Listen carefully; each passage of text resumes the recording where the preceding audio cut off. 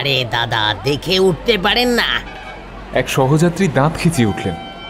রণ বাসে ওঠার সময় অজান্তে তার পায়ে মারিয়ে দিয়েছে। যদিও ওর দোষ বিশেষ ছিল না, বাসে এত ভিড় যে হাওয়ায় একটা ছুঁচ ছুঁড়ে দিলে সেটা মাটিতে পড়ার জায়গা পাবে না। বাইরে থেকে দেখে বাসের ভিতরের পরিস্থিতিটা বুঝতে পারেনি রণ। আর কলকাতা শহরের বাস কন্ডাক্টরের ওই একই স্বভাব, খালি গাড়ি করে হাঁকবে, তা সে যতই ভিড় থাকুক না কেন। মেয়ের মারা নিজের কন্যার বয়স আর বাসের কন্ডাক্টররা বাসের ভিতর যাত্রী সংখ্যা, এই দুই ক্ষেত্রেই বিশেষ অন্ধত্ব দেখাতে পিছপা হয় না। আর এই বাস যাত্রার মতো যন্ত্রণা রণর মতো নিত্যযাত্রীরা হাড়ে হাড়ে টের পান প্রত্যেক দিন। রণ মানে রণদীপ বসু, বাড়ি বেহালায়, পেশায় সরকারি দপ্তরের আপার ডিভিশন ক্লার্ক। ছোটবেলা থেকে পড়াশোনায় খুব একটা আহামরি না হলেও অকৃতকার্য হতে হয়নি কখনো। ওই জায়গায় বাঙালিরা গর্বের সাথে বলে মিডিওকার, ও সেই দলেই পড়ে। সাধারণ স্নাতক, কিন্তু ঠিক সময় খেটে খুঁটে একটা সরকারি চাকরি বাগিয়েছে অল্প দিনের মধ্যে। বাবা মারা গেছেন বছর 10 হলো। চাকরি পাওয়ার পর মা রত্নাবলী দেবী দেখে শুনে একটা বিয়ে দিলেন। ওর বউয়ের নাম তনুজা, কন্যাকরের মেয়ে। ভারী মিশুকে মেয়ে ছিল তনুজা। কথায় বলে না, রূপে লক্ষ্মী আর গুণে সরস্বতী, ও ছিল ঠিক তাই। পারতপক্ষে সাজগোজ বিশেষ না করলেও দেখতে বেশ সুন্দরী ছিল। ফর্সা গায়ের রং, নাক চোখ টানা টানা, ছিপছিপে চেহারা। তবে রণর সবচেয়ে যেটা বেশি ভালো লাগতো সেটা হলো ওর গলার স্বর। বিয়ের পর সকালবেলা ওকে ঘুম থেকে ডেকে তোলার সময় তনুজা যখন ডাকতো, কি গো ওঠো, বেলা হয়ে যাচ্ছে তো, তখন সেই অত্যন্ত কিছু কেজো কথাও যেন কোনো পারদর্শী বেহালা বাদকের বেহালা থেকে বেরোনো সুরমূর্ছনা বলে মনে হতো রণর। এর জন্য তুতো ভাই বোন বা বন্ধু বান্ধবদের কাছে মাঝে মাঝে হাসির পাত্র হতে হয়েছে তাকে। সবাই বলতো রণ বউকে চোখে হারায়, তাই সবার সামনে প্রকাশ না করলেও ও মন্ত্রমুগ্ধের মতো চুপ করে বসে বউয়ের অনর্গল কথা শুনত অফিস থেকে ফিরে। আর তনুজা কথা বলতে ভালোবাসত, কোনো বিশেষ বিষয় ছাড়াই বকে যেতে পারত অবিরাম। সবই চলছিল ঠিকঠাক। বিয়ের বছর ঘুরতে না ঘুরতেই রত্নাবলী দেবীকে সুখবর দিল তনুজা, সে সন্তান সম্ভবা। রণর আনন্দের ঠিকানা ছিল না খবরটা শুনে। অফিসের পিয়নকে ডেকে 2000 টাকা দিয়ে বলেছিল সবাইকে মিষ্টি খাওয়াতে। কিন্তু ঠিক 8 মাসের মাথায় ঘটল ঘটনাটা। মধ্য কলকাতার এক বেসরকারি নার্সিংহোমে বউকে নিয়ে গেছিল রণ, রুটিন চেকআপ। এই অবস্থায় রাস্তাঘাটে শৌচাগার ব্যবহার করতে কড়া নিষেধ করেছিলেন শাশুড়িমা। তাই নার্সিংহোমের নিজস্ব শৌচাগার একবার ব্যবহার করে নিতে গিয়েছিল সে। আর সেখানেই ঘটল বিপত্তি। ভেজা শৌচাগারের মেঝেই পিছলে একেবারে উপুর হয়ে পড়ল তনুজা। নার্সিংহোমের ভিতরেই এমন ঘটনা ঘটেছে, তাই তৎক্ষণাৎ ব্যবস্থা নেওয়া হলো। কিন্তু ডাক্তার ওটি কিছু করেই কিছু করা গেল না। পেটের বাচ্চাটা পেটেই নষ্ট হয়ে গেল, আর তার শোকে তনুজা পাথর হয়ে গেল। মানসিক ভারসাম্য হারালো।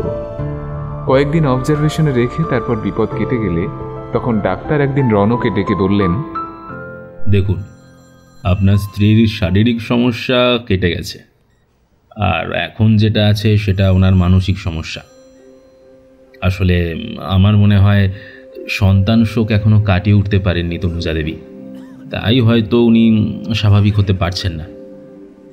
এই জায়গায় আমি সাজেস্ট করব আপনি ওনাকে বাড়ি নিয়ে যান। বাড়িতে পরিবার পরিজনদের মাঝে থাকলে আশা করি উনি দ্রুত রিকভারি করবেন। আর কোনো সমস্যা হলে তো আমরা রইলামই। তার পরের দিনই তনুজাকে ওর স্বামী আর শাশুড়িমা বাড়িতে নিয়ে এলেন। রত্নাবলী দেবী এমনিতে খুব শক্ত ধরনের মানুষ, কিন্তু বৌমার এই শোক তিনিও চোখের সামনে সহ্য করতে পারছিলেন না।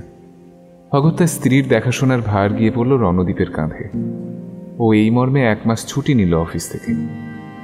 এমনিতে বাথরুম, পায়খানা, স্নান সবই নিজে নিজেই করতে পারছিল তনুজা। খালি যে তনুজা চেকআপে গিয়েছিল আর যে ফিরে এলো, তাদের মধ্যে দুটো লক্ষণীয় পার্থক্য হলো, প্রথমত ওর কথা কমে গেছে। নিতান্ত প্রয়োজন ব্যতীত মুখে কথা ফোটে না ওর। আর ওর সেই মিশুকে চনমনের স্বভাবটা পাল্টে গেছে, যেন বেঁচে থাকার ইচ্ছেটাই নেই ওর। জীবনের প্রতি এক তীব্র অনীহা ওকে যেন শ্রাবণের মেঘের মতো ঘিরে থাকে সবসময়। তবে সবচেয়ে বড় যে সমস্যাটা সেটা হলো তনুজা হঠাৎ হঠাৎ কাউকে চিনতে পারে না, আর তাই সর্বক্ষণ চোখে চোখে রাখতেই রণ ছুটিটা নিয়েছে। নিজের বউকে যেন চিনতেই পারত না। তাড়াতাড়ি খেয়ে যখন ওষুধের প্রভাবে তনুজা অঘোরে ঘুমতো, তখন ওর বিছানার পাশে ঘরের লাইট নিভিয়ে চুপচাপ বসে থাকত রণ। জানালার ফাঁক দিয়ে রাস্তার আলোয় ঘুমন্ত স্ত্রীর মুখে নিজের চেনা মিষ্টি তনুজাকে খুঁজত। এইভাবে রণর যে কত বিনিদ্র রাত কেটেছে তার ঠিক নেই। হঠাৎ চিন্তায় ছেদ পড়ল রণর। একটা বিশ্রী ব্রেক কষে বাসটা দাঁড়িয়ে গেছে। হঠাৎ ব্রেক কষাই রণ হুমড়ি খেয়ে পড়েছে ওর সামনের সিটে বসে থাকা ভদ্রলোকের গায়ে। কোনো রকমে নিজেকে সামলে নিয়ে উঠে দাঁড়িয়ে ক্ষমা টমা চেয়ে নিল ভদ্রলোকের কাছ থেকে। গাড়িটা প্রিন্সেপ ঘাটের সামনে এসে থেমে গেছে। কন্ডাক্টর ভিড়ের মধ্যে মুন্ডু গলিয়ে হাঁক দিল, গাড়ি খারাপ, যারা অন্য গাড়ি ধরবেন তারা নেমে যান, সময় লাগবে। চালা আর ভাল লাগে না। একে সেই বাসে উঠে থেকে এক মুহূর্ত বসার সুযোগ পায়নি সে। তার উপর এইভাবে বন্ধ গাড়ির মধ্যে অপেক্ষা করার কোনো মানে হয়? বেশ কিছু সহযাত্রীর মতো রণও ঠেলাঠেলি করে নেমে গেল বাস থেকে। হাত ঘড়ি বলছে সন্ধ্যে 6:30। আকাশ ভর্তি কালো মেঘের সারি। আজ একটু বেশি তাড়াতাড়ি বেরিয়ে পড়েছে অফিস থেকে। এত তাড়াতাড়ি আর বাড়ি ফিরেই বা কী হবে? ওই তো একটা আধমরা মানুষকে নিয়ে নাড়াচাড়া করতে হবে। তার থেকে বরং যাই, গঙ্গার পাড়ে গিয়ে একটু হাওয়া খাই। এই ভেবে রণ পা বাড়ালো জেমস প্রিন্সেপের সৌধর দিকে। সেই সৌধের সামনে এসে দাঁড়াতেই কত পুরনো স্মৃতি ভিড় করে এলো ওর মনে। বিয়ের পরপর প্রায় রবিবার করে তনুজাকে ও নিয়ে আসতো এই জায়গাটায়। কলকাতার এক পাশে গঙ্গার ধারে বিখ্যাত পণ্ডিত জেমস প্রিন্সেপের নামে উৎসর্গীকৃত এই শ্বেত শুভ্র সৌধ। উদ্যান ও গঙ্গার হাওয়া খাওয়ার জন্য সুসজ্জিত কানন রয়েছে এখানে। ওরা দুজন এসে এখানে প্রেমিক প্রেমিকাদের মতো ঘন্টার পর ঘন্টা সময় কাটাত। গঙ্গার শীতল হাওয়ার সাথে সাথে চানাচুর গরম, পাওভাজি, লেবু চা, মুখ চলত হরদম। এই কয়েক ঘন্টার সময় ওরা অবিবাহিত কপত কপতির মতো নব্য প্রেমে ডুবে থাকত। রণ গিয়ে বসলো ওদের ওই পুরনো বসার জায়গাটায়। এখানটা একটু নিরিবিলি। সামনে একটা কৃষ্ণচূড়া আর একটা পলাশ গাছের পুরুষ্ঠু কাণ্ডের ফাঁক দিয়ে দেখা যাচ্ছে কুলকুল শব্দে প্রবহমান গঙ্গা। একটা চানাচুরওয়ালা ফেরি করতে করতে যাচ্ছিল। চানাচুর নেবে? চানাচুর আছে, গরম গরম চানাচুর, মুচমুচে কুরকুরে, গরম গরম খেয়ে যান আর নিয়ে যান। চানাচুর নেবে? গরম গরম, না খেলেই মিস করবেন, নিয়ে যান চানাচুর। রণ লোকটাকে একবার হাঁক দিয়ে ডেকেও ফিরিয়ে দিল। না, কিছুই খেতে ইচ্ছে করছে না আপাতত। এখানে এসে তনুজার কথা ওর ভীষণ মনে পড়ছে। সমস্ত কিছুতেই ওর ছায়া দেখতে পাচ্ছে সে। জায়গাটায় এসে বসাটা বোধহয় ঠিক হলো না। বসার জায়গা ছেড়ে উঠে গিয়ে গঙ্গার পাড়ে রেলিংয়ে ভর দিয়ে দাঁড়ালো রণ। একটা বহমান নৌকার দিকে দেখতে দেখতে সিগারেট ধরালো। নৌকাটা পাড়ের কাছ দিয়ে যাচ্ছে মৃদু মন্থর গতিতে। ওর ভিতরে এক প্রেমিক যুগল ঘনিষ্ঠ হয়ে বসে আছে। ওদের দেখে নিজের পিছনের দিনগুলোর কথা ভেবে রণর বুকটা হু হু করে উঠল। একরাশ হতাশা নিয়ে আধ খাওয়া সিগারেটটা ছুঁড়ে ফেলে দিল সামনে দিয়ে বয়ে চলা ধূসর জলরাশির মধ্যে। সেটা হারিয়ে গেল জলের টানে। আর প্রায় সঙ্গে সঙ্গেই আর দাঁড়ানোর কোনো মানেই হয় না। একে তো মন খারাপ করছে, তার উপরে জোরে বৃষ্টি নামলে মুশকিল হবে। অগত্যা রাস্তার দিকে পা বাড়ালো রণ। ঠিক বড় রাস্তায় পা দেওয়ার আগেই অন্যমনস্কভাবে রণ বুঝতে পারল ও কিছু একটা মারিয়েছে, আর সেটা থেকে কিছুটা তরল ওর পায়ে লেগেছে। নোংরা ময়লা কিছু কিনা তা দেখবার জন্য দাঁড়িয়ে মোবাইলের আলোয় রণ দেখল সিঁদুর মাখানো একটা পাতি লেবু ওর পদপিষ্ট হয়ে থেতলে পড়ে আছে, আর তার রসই ওর পায়ে লেগেছে। বিষয়টাকে পাত্তা দেয় না রণদীপ। একটা চলমান ট্যাক্সিকে হাত দেখিয়ে দাঁড় করায়। তারপর সেটাই উঠে বসে ট্যাক্সি চালককে বলে, বেহালা যাবে, চলো।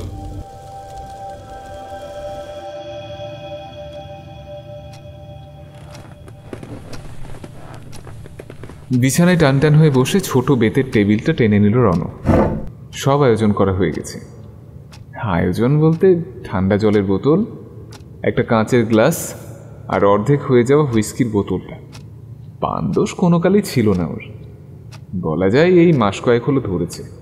আসলে সারাদিন অফিসে খাটাখাটনি, তার উপর আবার বাড়ি ফিরে তনুজার দেখাশোনা করতে করতে হাঁপিয়ে যায় রণ। ইদানিং রাতে ঠিকমতো ঘুমটাও হচ্ছিল না।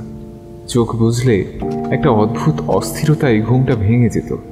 চোখের তলায় কালি পড়তে শুরু করেছিল। বিষয়টা ওর অফিস কলিগ রমেন নস্করকে বলায় উনিই বুদ্ধিটা দেন। সেই থেকে রাতে শোয়ার আগে দুটো ছোট পেগ নেয় ও। কাজও হয়েছিল তাতে। শুলেই এখন ঘুমে সকাল হয়ে যায়। ঘরের নাইট বাল্বটা জ্বলছে, মৃদু নীলচে আলো ছড়িয়ে পড়ছে সারা ঘরে।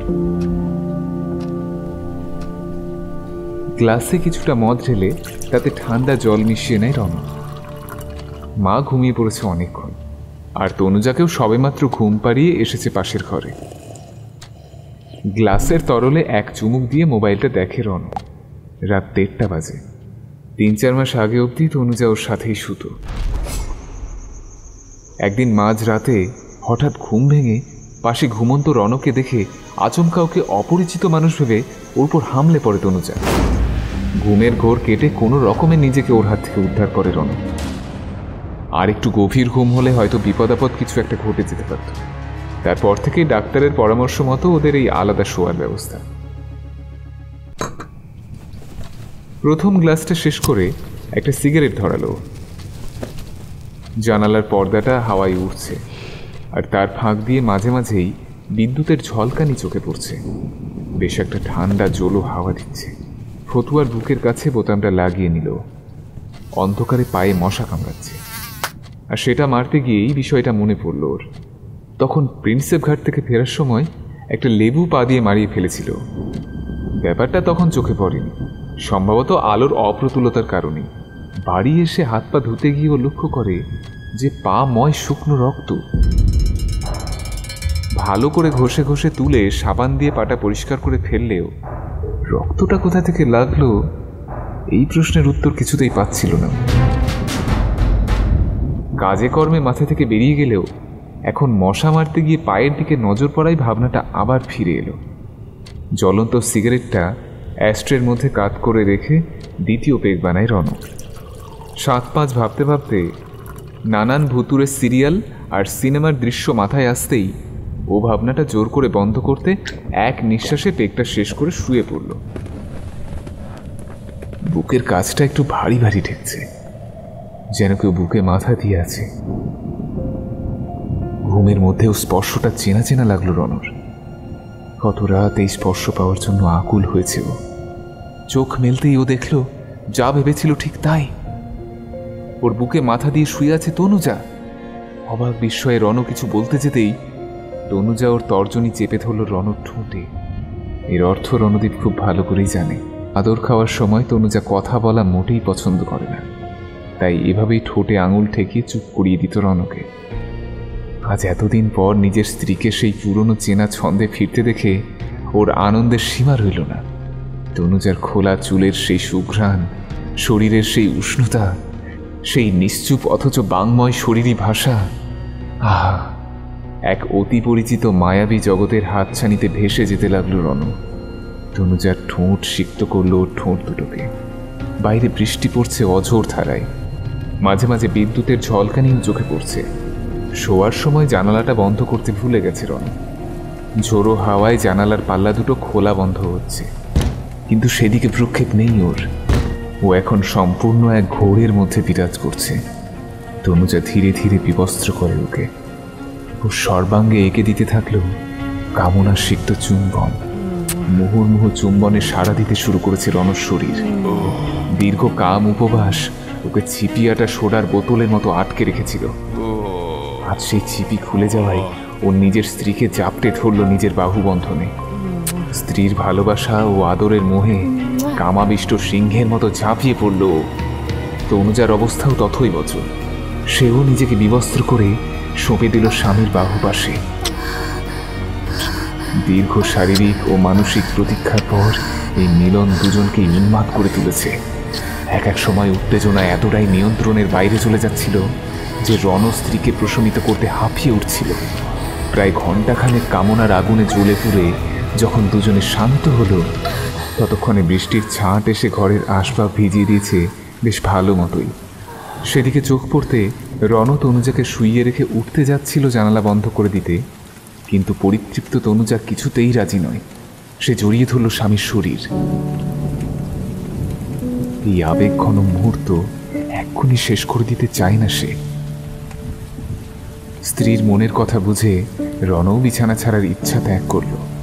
তনুজার মাথায় হাত বুলিয়ে দিতে দিতে কখন যে ও ঘুমিয়ে পড়ল তা ও টেরও পেল না।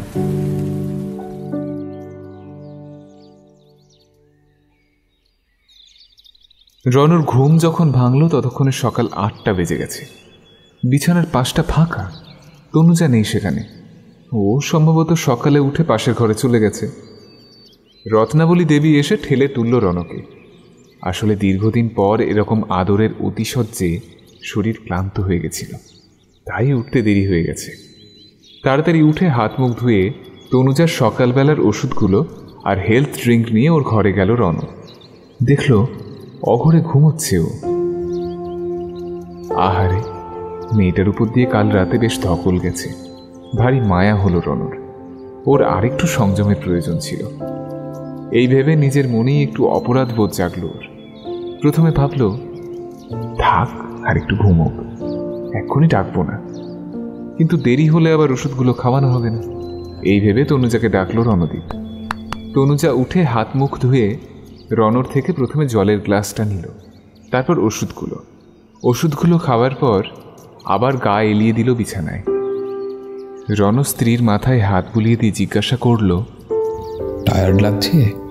ঘাড় নেড়ে হ্যাঁ বলল তনুজা। রণ ওকে আর বিরক্ত না করে ঘর থেকে বেরিয়ে যেতে গিয়েও থমকে দাঁড়িয়ে আবার বলল, কাল রাতে অনেকদিন পর তো, অতটা বাড়াবাড়ি না করলে বোধহয় ভালো হতো। কথাটা শুনে তনুজা যেন আকাশ থেকে পড়ল। ও নির্ঘাত কালকের ঘটনা ভুলে গেছে, তাই ওকে আর না ঘাটিয়ে ঘর থেকে বেরিয়ে অফিস যাওয়ার জন্য প্রস্তুতি নিতে শুরু করলো রণ। সকালে উঠে থেকেই ও খেয়াল করছিল ওর দু পায়ের কুচকির কাছে কেমন যেন ব্যথা করছে। প্রথমে অতটা আমল না দিলেও রণ দেখল যত হাঁটাচলা করছে ব্যথাটা তত বাড়ছে। আসল ব্যাপারটা বোঝা গেল স্নান করার সময়। বিবস্ত্র হয়ে বাথরুমের আয়নার দিকে তাকাতেই ওর মুখ থেকে একটা অস্ফুট আর্তনাদ বেরিয়ে এলো। রণ দেখল ওর ব্যথা হওয়ার জায়গায় অজস্র কাটা দাগ, আর সেই দাগগুলো থেকে রক্ত ঝরছে চুইয়ে চুইয়ে। সম্ভবত এগুলো তনুজার কাল রাতের আদরের চিহ্ন। ডেটল দিয়ে ক্ষতগুলো ধুয়ে স্নান সেরে বেরিয়ে এলো রণদীপ। অফিসে রণকে খুঁড়িয়ে খুঁড়িয়ে হাঁটতে দেখে আওয়াজ দিলেন ভট্টদা। কি হে বোস, এই বয়সে এসে আবার লেঙ্গি খেলে নাকি? হ্যাঁ, এমন চিৎকার করে ভট্টদা কথাটা বললেন যে সারা অফিসের সব সহকর্মী, এমনকি সেখানে উপস্থিত অন্যান্য মানুষজনও সবাই ওর দিকে একবার মাথা ঘুরিয়ে দেখে নিল। এই এক মস্ত দোষ ভট্টদার, বড্ড চেঁচিয়ে কথা বলেন। এমনিতে নিপাট ভালো মানুষ এই সোমরাজ ভট্ট। রণর ঊর্ধ্বতন হলেও প্রায় বন্ধুর মতোই মেশেন ও দাদার মতো স্নেহ করেন ওকে। ওর বউয়ের ঘটনাটা অফিসে প্রায় সকলেই জানে। কেউই ওর সাথে পারতপক্ষে মশকরা করে না এ নিয়ে। কিন্তু ভট্টদা অন্য ধাতুর মানুষ। উনি সামাজিক আদব কায়দা, ভূত, লটারি, হোমিওপ্যাথি কিছুই মানেন না। তার মতে জীবনের পথে পরিস্থিতি মানুষকে চালাবে না, বুঝলে? মানুষকেই নিজের পথে অনুকূল পরিস্থিতি তৈরি করে নিতে হবে। ওই দুর্ঘটনার পর দীর্ঘ ছুটি নিয়ে তারপর প্রথম যেদিন অফিসে এসেছিল রণ, সেদিন উনি ওর কাঁধে হাত রেখে বলেছিলেন, এই দেখো বোস, আমি এই মুখ লটকে থাকা একদম পছন্দ করি না। বিপদ তো কেটে গেছে, আর এখন মুখ কালো করে ঘুরবে না তো। আর যদি ঘুরেছো তাহলে সেদিনের আমার লাঞ্চের খরচ তোমায় বহন করতে হবে শাস্তি স্বরূপ। কি বুঝলে? আর আমি যদি ফাজলামি মারি, খিস্তিটা আমার কানে কানে দিও। আফটার অল আমি তোমার সিনিয়র। রণ বুঝেছিল ওকে স্বাভাবিক করার জন্যই উনি এসব করছেন। তারপর থেকে ও বেশ খানিকটা চেষ্টা করে ওসব ভুলে থাকার। ভট্টদার এসব হাসি মজা ওর মন্দ লাগে না, শুধু একটু আস্তে আস্তে বললে ও ভট্টদার দিকে এগিয়ে গিয়ে যতটা সম্ভব গলা নামিয়ে বলল, কি যে বলেন না ভট্টদা, ওই কাল রাতে অনেকদিন পর একটু কলকবজার জংগুলো ছাড়িয়েছি তো, তাই আর কি। ওর মুখের দিকে কয়েক সেকেন্ড ফ্যাল ফেলিয়ে চেয়ে প্রায় লাফিয়ে উঠে অফিসের বেয়ারাকে ডেকে বললেন, এই সকলের জন্য চা, বিল বসের খাতায় লিখবে। হাতে কাজ ছিল, তাই হেসে সম্মতি জানিয়ে চলে যাচ্ছিল রণদীপ। ভট্টদা হঠাৎ ওর হাতটা চেপে ধরে বললেন, এত সহজে ছাড় পাবে না বাছাধন, পার্টি চাই। আচ্ছা দাদা, কিন্তু আজ না, আজ হাতে অনেকগুলো কাজ রয়েছে তো, দিন দুয়েক পর করি।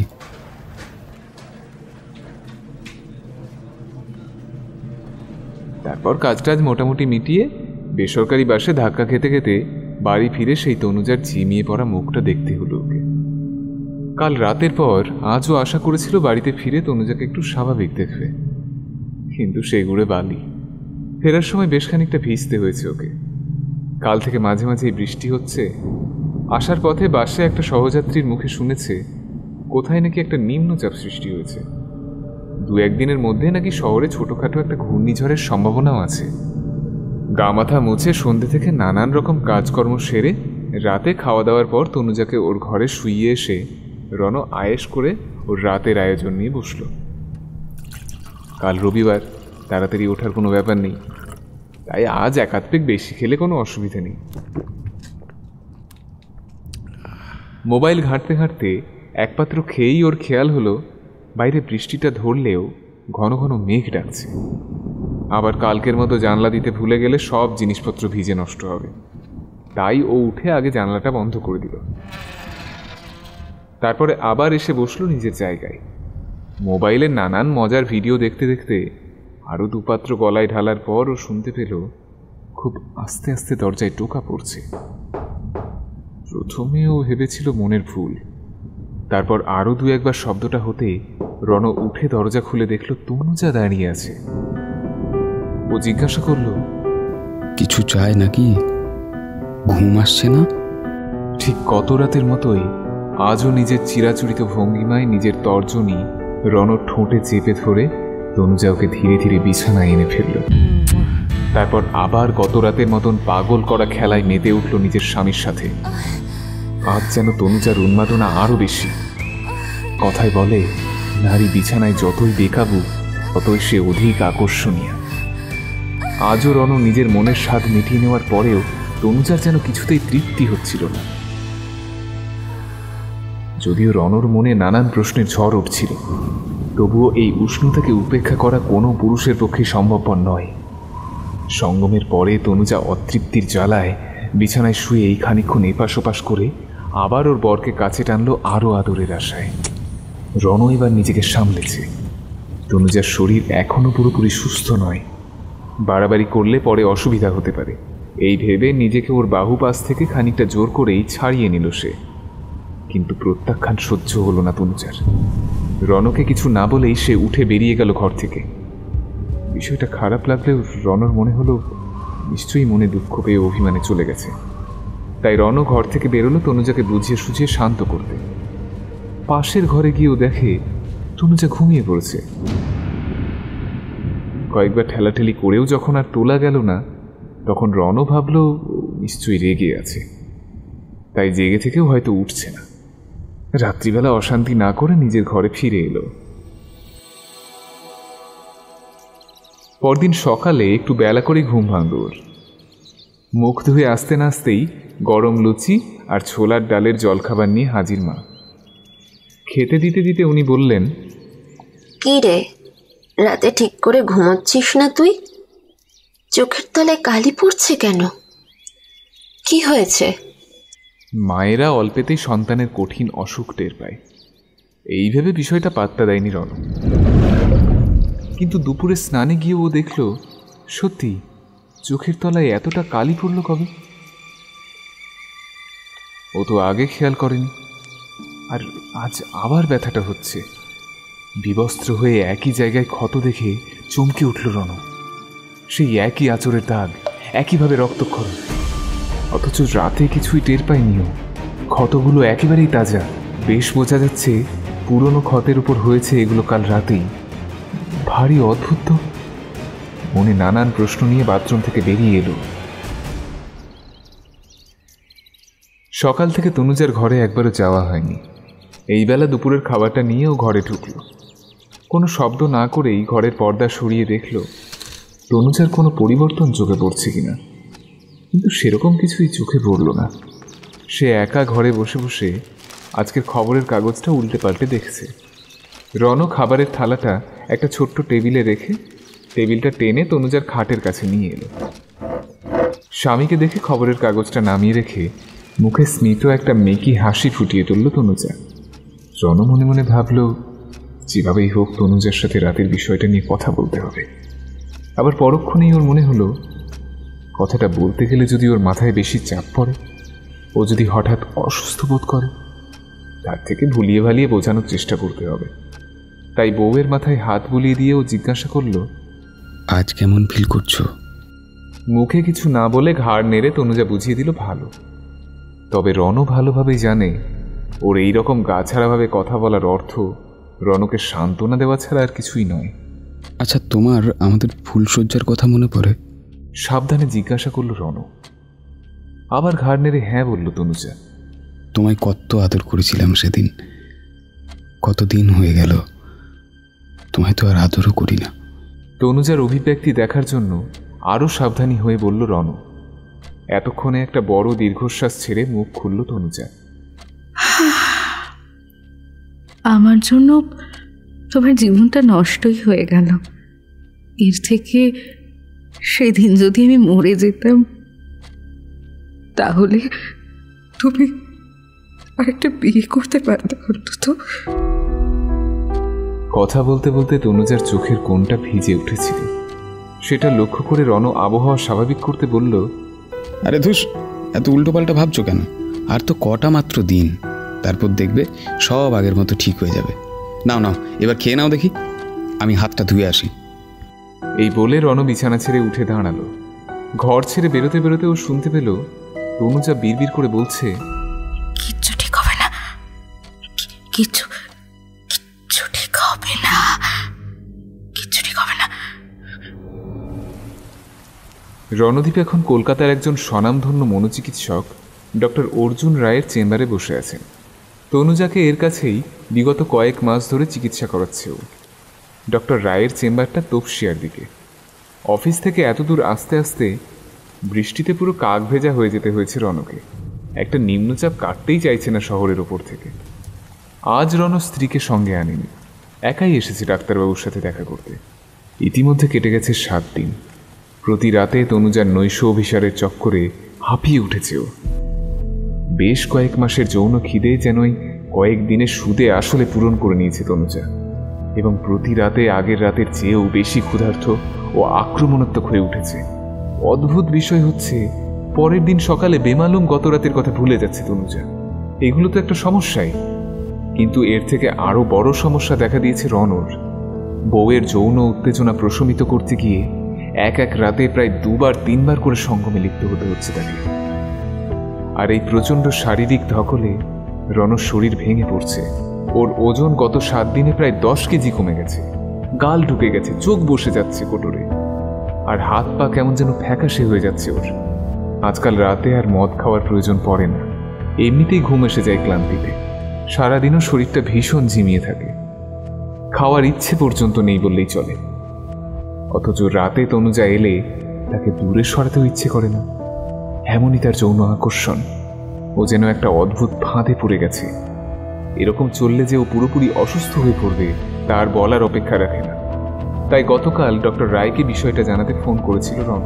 তখন ডাক্তারবাবু নিজেই বলেন, মিসেস বোসকে আনার দরকার নেই, আপনি একা একবার আগামীকাল আসুন তো। আর সেজন্যই আজ এখানে আসা। চেম্বারটা ছোট কিন্তু সাজানো গোছানো। বাদামি সানমাইকায় মোড়া দেওয়ালগুলো, কোণে কোণে প্লাস্টিকের টবে বাহারি গাছ, নানান বিমূর্ত চিত্রশিল্প জায়গাটার শোভা বর্ধন করছে। একজন রিসেপশনিস্ট বসে আছেন চেম্বারের বাইরের কাউন্টারে। এটা ডক্টর রায়ের ব্যক্তিগত চেম্বার। এছাড়া শহরে আরও বেশ কয়েকটি জায়গায় বসেন উনি। এমনিতে বেশ ভিড় হয় এখানে, কিন্তু সম্ভবত বৃষ্টির কারণেই আজ তেমন রোগীর দেখা নেই। রণর আগে একজন ছিলেন, তিনি ভেতরে গেছেন ডাক পড়ায়। ওর সর্বাঙ্গ দিয়ে টোপে টোপে জল পড়ছে, তার উপর এসির হাওয়ায় বেশ ঠান্ডাও লাগছে, তাই একটু কুঁকড়ে বসে আছে একটা বেতের চেয়ারে। পুচকির কাজটায় হঠাৎ বেশ চুলকাতে আরম্ভ করেছে। কিন্তু আচ্ছা জ্বালা, রণকে উসখুস করতে দেখে রিসেপশনিস্ট ভদ্রমহিলা ওর দিকে চেয়ে আছেন, ফলত একটু চুলকোনও যাচ্ছে না।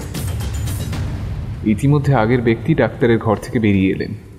রণ ইশারায় রিসেপশনিস্টের থেকে অনুমতি নিয়ে গিয়ে ঢুকলো সেই ঘরে। ডক্টর রায় ওকে চেয়ার দেখিয়ে দিয়ে বললেন,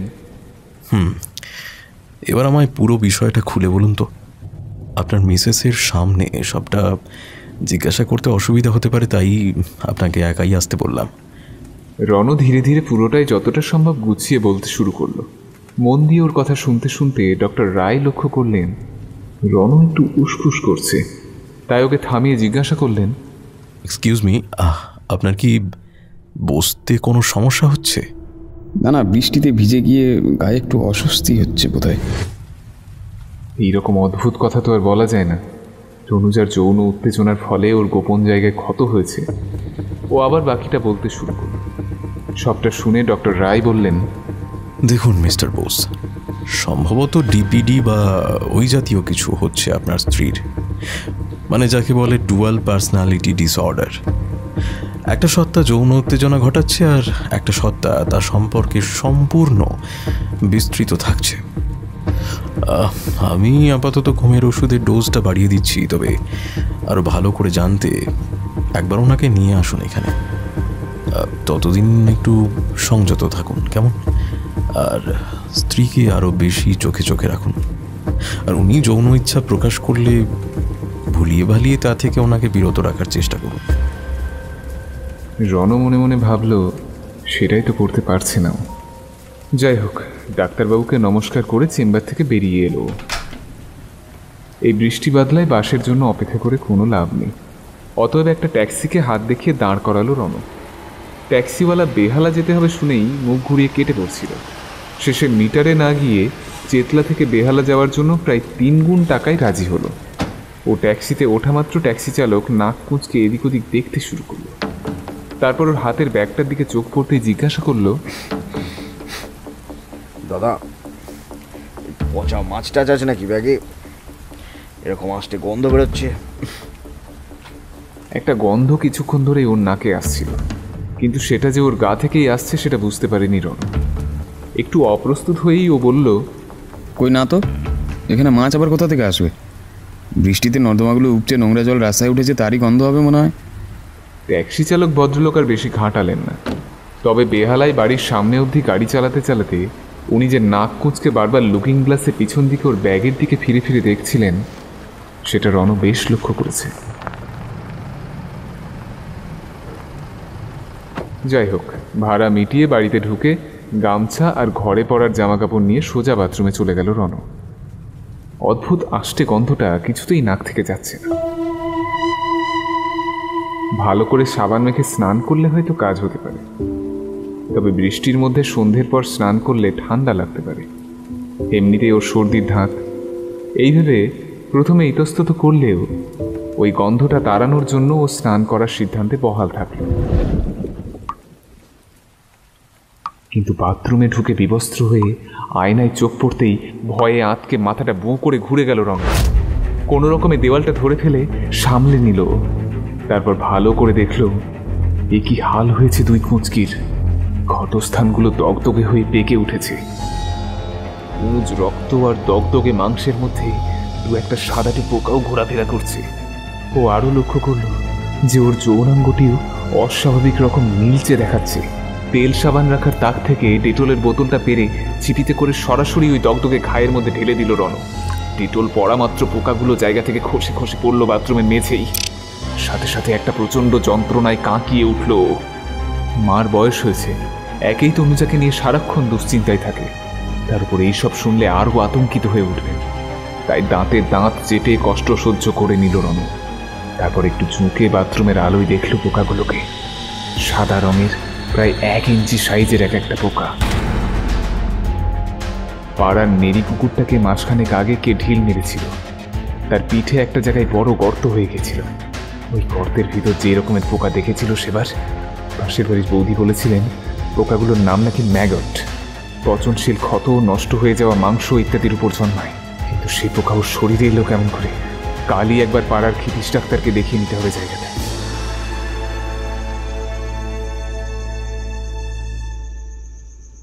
ক্ষতস্থানে মলম লাগিয়ে টুকটাক কাজকর্ম সেরে নিল রণ। খাওয়া দাওয়ার পর তনুজাকে ডাক্তারের দেওয়া ঘুমের ওষুধ খাইয়ে আজ খানিকটা নিশ্চিন্ত হয়ে ঘুমোনো যাবে এই ভেবে নিজের ঘরে এসে শুল, কিন্তু ঘুমের দেখা নেই। কুচকির ঘাটার কথা মাথার মধ্যে ঘুরতে থাকলো ওর। একটা সাধারণ আঁচড় থেকে সৃষ্ট ক্ষত এইভাবে বেড়ে গেল কি করে? ওর কি তবে শরীরে শর্করার পরিমাণ বেড়ে গেছে? তাই হবে হয়তো, নয়তো ওইটুকু ক্ষত এতদিন লাগে শুকোতে। কিন্তু তাও যদি হয়, পোকাগুলো কি করে এলো সেখানে? ও তো রোজ নিয়ম করে ওষুধ লাগিয়েছে, তাহলে কি ক্ষতটা তনুজার আঁচড়ের নয়? এটা কি অন্য কোনো রোগ? চিন্তায় চিন্তায় মাথাটা গরম হয়ে উঠেছে।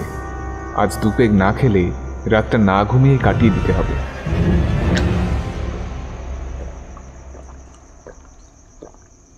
বোতলের অবশিষ্ট মদটুকু গলায় ঢেলে রণ শুতে যাবে, এমন সময় খুট করে দরজা খোলার শব্দে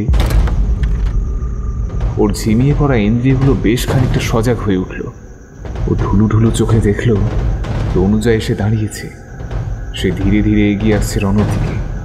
রণ একবার ওকে বাধা দেবার নিষ্ফল চেষ্টা করল, কিন্তু তনুজা ওকে ধাক্কা দিয়ে শুইয়ে দিল বিছানায়। মদের ঘোরে আর নারী শরীরের তেলব মসৃণ আহ্বানে ধীরে ধীরে নিজেকে হারিয়ে ফেলতে শুরু করল রণদীপ। তনুজা বিবস্ত্র হয়ে উঠে বসেছে ওর শরীরের উপর, ক্রমাগত উত্তেজিত করে চলেছে ওকে। একসময় সেই বারংবারের উৎপীড়নে সাড়া দিল ওর শরীর। নেশায় মত্ত তালজ্ঞানহীন এক পুরুষ ও এক আদিম আকর্ষণীয় নারী মিলিত হল। জানালার বাইরে মেঘ ডাকছে, বৃষ্টিও নামল এইমাত্র। আর এদিকে ঘরের ভেতরেও শোনা যাচ্ছে এক নারীর ক্রমাগত গোঙানি।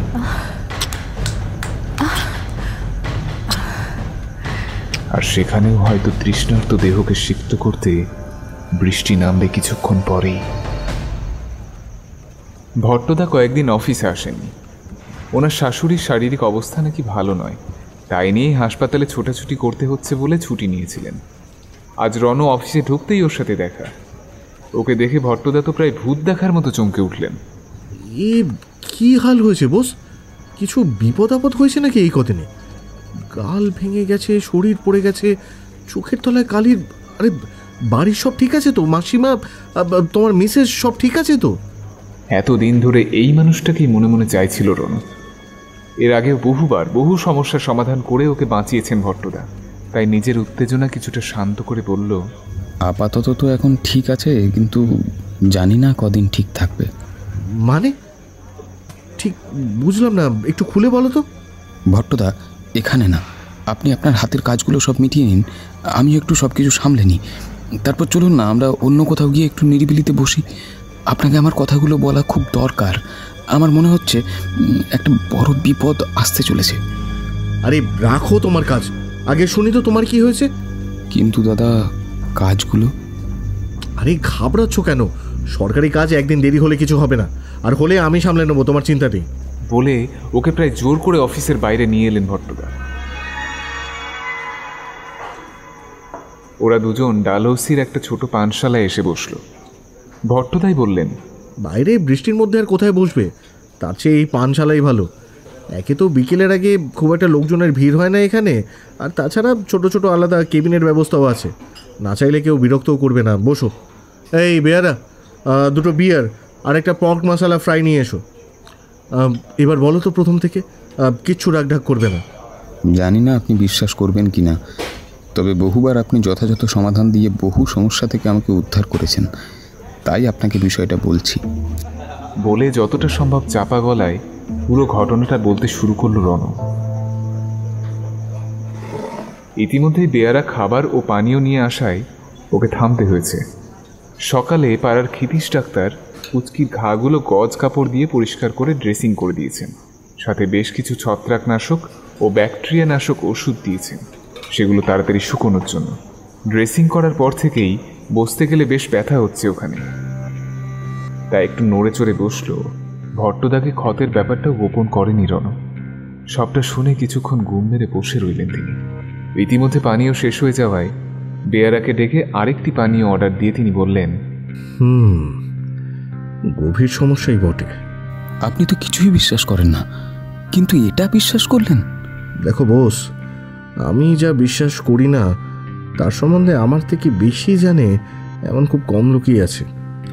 আমি বিষয়গুলো নিয়ে আগে জানি, বুঝি, তারপর সেগুলোর বাস্তবতা এতটাই ক্ষীণ যে সেগুলো সরাসরি স্বচক্ষে না দেখে বিশ্বাস করি না। আমি যদি আমার সে সমস্ত বিষয়ের জ্ঞান অন্যদের বলি, তাতে অধিকাংশ লোক কুসংস্কারের বশবর্তী হয়ে ভুল পথে চালিত হবে। তাই না মানার ভান করেই থাকি। তাহলে আমার এখন করণীয় কি? বাংলার নিশি, মুসলিম কালচারের জিন বা পাশ্চাত্যের সাকাবি সবই মূলত রাতে প্রিয়জনের রূপ ধরে বা গলার স্বরে ভিকটিমকে আকর্ষণ করে এবং তারপর তার সাথে যৌনক্রিয়া বা সমূহ ক্ষতি সাধন করে। অবশ্য যৌনক্রিয়াতেও কিন্তু ক্ষতিই হয়। একজন সাধারণ মানুষের শরীর অশরীরী উত্তেজনা সহ্য করতে অপারগ, ফলে তার শরীর ধীরে ধীরে ভেঙে পড়ে। তোমার কথা শুনে সেই রকমই কিছু একটা মনে হচ্ছে। তাহলে এদের থেকে বাঁচার একটাই পথ, এদের ডাক প্রত্যাখ্যান করা। আজ রাতে খুব সাবধানে থাকবে, আর কোনো একটা লোহার টুকরো ঘাটে চাদরের তলায় রেখে দিও। তুমি যদি সংযত থাকতে পারো তাহলে আশা করি আর কোনো সমস্যা হবে না, কিন্তু তুমি যদি সংযম হারাও তাহলে কিন্তু বড় কোনো বিপদ ঘটে যেতে পারে। এরা কিন্তু কাজ ফুরিয়ে গেলে, মানে জীবিত ব্যক্তির যৌন ক্ষমতা হ্রাস পেলে তাকে আর বাঁচতে দেয় না।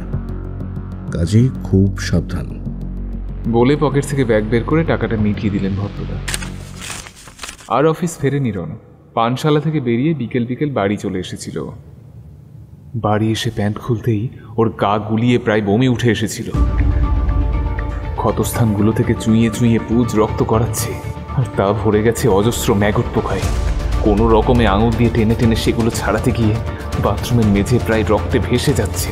নিঃশ্বাস বন্ধ করে সব কটা পোকা টেনে টেনে বার করে রণ যা দেখল, তাতে যে কোনো মানুষের মাথা ঘুরে যাবে।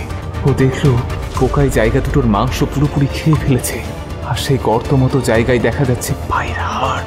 কয়েকটা পোকা ওর যৌনাঙ্গেও আটকে গিয়েছিল। সেগুলোকে ফেলেই ব্যথায় কুঁজো হয়ে ঘরে এসে দরজা বন্ধ করে শুয়ে পড়ল। জ্বর আসছে, যন্ত্রণায় দিক বিদিক জ্ঞান শূন্য মনে হচ্ছে ওর। বিছানায় শুয়ে প্রায় অচৈতন্য হয়ে গেল রণ। জ্ঞান যখন ফিরল ততক্ষণে রাত হয়ে গেছে। রণ ঘড়ির দিকে তাকিয়ে দেখল প্রায় 12:30 বাজে। ব্যথাটা এখনও আছে, কিন্তু একটু প্রশমিত হয়েছে। কোনো রকমে ঘষতে ঘষতে বিছানা থেকে নেমে ঘর থেকে বেরিয়ে ও দেখল খাবার টেবিলে ওর খাবার ঢাকা দিয়ে মা ঘুমিয়ে পড়েছে। খেতে ইচ্ছে করছে না কিছুই। তনুজার ঘরে একবার উকি দিয়ে দেখল ও অঘরে ঘুমোচ্ছে। তারপর খাবার টেবিল থেকে একটা জলের বোতল নিয়ে নিজের ঘরে ঢুকেই ওর চক্ষু স্থির হয়ে গেল। বিছানায় বসে আছে তনুজা, কিন্তু এ কি করে সম্ভব? এক্ষুনি রণ দেখে এসেছে ও নিজের ঘরে অঘরে ঘুমোচ্ছে। তাহলে তাহলে এই কি সেই অশরীরী? ইশারায় তনুজা নিজের কাছে ডাকছে ওকে। ভট্টদা বারবার বারণ করে দিয়েছে এর ছলনায় না ভুলতে। রণ প্রাণপণে মুখ ফিরিয়ে নেওয়ার চেষ্টা করলো, কিন্তু পারল না। কোনো এক অমোঘ টানে সে এগিয়ে চলেছে খাটের দিকে। ওর মন চাইছে নিজেকে দূরে নিয়ে যেতে, কিন্তু পা দুটো ওর বসে নেই। ও এগিয়ে চলেছে সেই অপরিচিতা মায়াবিনীর দিকে। একটু একটু করে ধীরে ধীরে সেই কামিনী ওকে বাহু পাশে বন্দি করলো। ও ঠোঁটে নিজের ঠোঁট ডুবিয়ে দিল। রণ বুঝতে পারছে শরীরের সব ব্যথা যন্ত্রণা কমে যাচ্ছে একটু একটু করে। ও বিস্তৃত হচ্ছে ভট্টদার সাবধান বাণী। মন থেকে মুছে যাচ্ছে সব গ্লানি, সংকোচ, ভয়, আতঙ্ক। দূরে সরে যাচ্ছে এই পার্থিব জগৎ। মা, তনুজা, বাড়ির ছাদে মুড়ি খেতে আসা চড়াই পাখিটা, সব সব কেমন ধোঁয়াটে আবছা হয়ে আসছে। সারা শরীর মন জেগে উঠেছে একটাই অনুভূতি, কাম, যৌনতা আর শরীরী খিদে। হঠাৎ সেই কামিনীর দেহ স্পর্শ হলো খাটের কোণে রাখা একটা আলমারির লোহার চাবিটাই। মুহূর্তের মধ্যে রণ সেই ঘোরের মধ্যে থেকে বাস্তবে ফিরে এসে দেখল ও বিছানায় শুয়ে আছে, আর ওর উপরে বসে আছে সম্পূর্ণ উলঙ্গিনী এক ভয়াল নারী মূর্তি। তার চোখ মণিহীন, উন্নত স্তনবৃন্ত থেকে চুইয়ে পড়ছে রক্ত। তার দাঁতগুলো অসম্ভব অমানুষিক তীক্ষ্ণ, এই সময় একটা কড়কড় করে বিদ্যুৎ চমকালো, আর তার আলোয় সবচেয়ে ভয়ানক যেটা রণ দেখল সেটা হলো নারী মূর্তির যোনিতে অজস্র ধারালো দাঁত, আর সেখান থেকে ঝরে পড়ছে সাদা সাদা ইঞ্চি খানেক লম্বা ম্যাগট। নারী মূর্তি কিছুক্ষণ ওর দিকে তাকিয়ে স্তব্ধ হয়ে হঠাৎ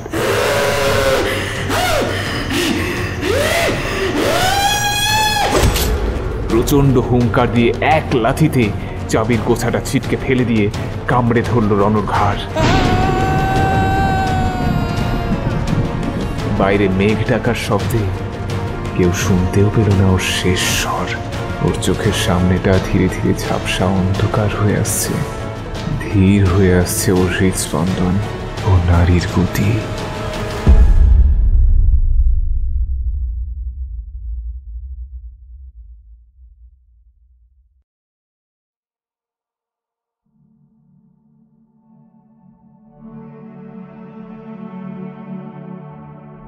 আপনারা শুনলেন লেখক অনির্বাণ ভট্টাচার্যের কলমে ষড়রিপু সিরিজের প্রথম গল্প কামিনী।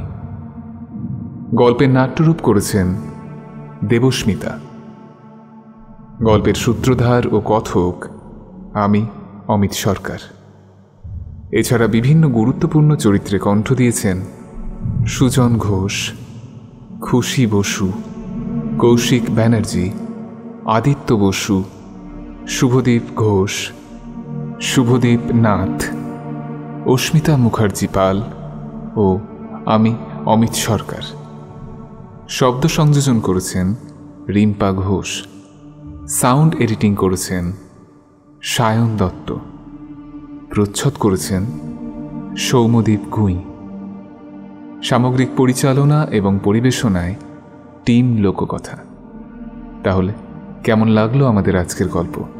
কমেন্ট করে অবশ্যই আমাদের জানান। আর গল্পটি ভালো লাগলে লাইক এবং শেয়ার করতে ভুলবেন না। আর আমাদের চ্যানেলে নতুন হয়ে থাকলে অবশ্যই আমাদের চ্যানেলটি সাবস্ক্রাইব করে আমাদের পাশে থাকুন। আর শুনতে থাকুন বঙ্গ সাসপেন্স, যেখানে গল্পের আড়ালে থাকে রহস্য আর রহস্যের আড়ালে অন্ধকার।